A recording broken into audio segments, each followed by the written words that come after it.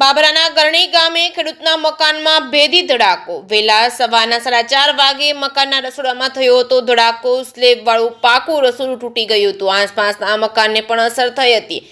રસોડાનો gas અને fridge સલામત છે। ભડાકો થતાં જ મકાન માલિક અને આસપાસના લોકોમાં ડરનો માહોલ જોવા મળ્યો હતો।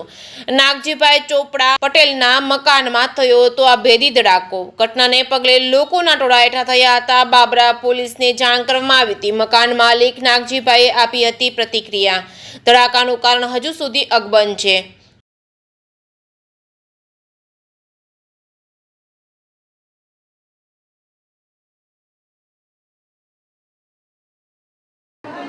તમારું નામ?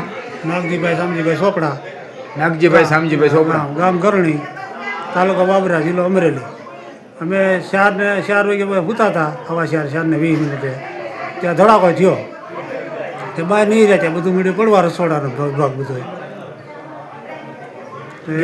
બહારના માણસો મળ્યા આવવા, હું ભડાકો થયો એમ કરી પાડોશી બધા આવવા મળ્યા।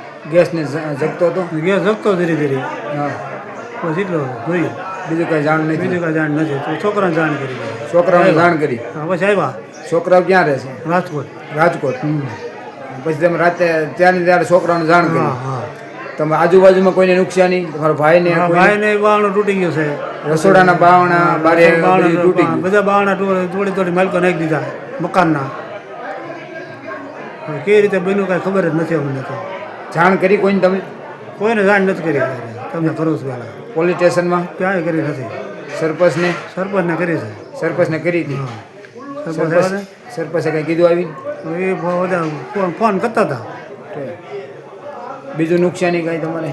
બીજું રસોડામાં ફ્રીજ બધું એવું જાનહાની તમને? માણસ જાનહાની નથી, બસી ગયા ઉતા હતા એટલે બધા હુતા હતા બસી ગયા? એટલે બસી ગયા। શું નામ આખું તમારું? નાગજીભાઈ શામજીભાઈ ચોપડા, ગામ ગરણી, તાલુકા બાબરા, જિલ્લો અમરેલી।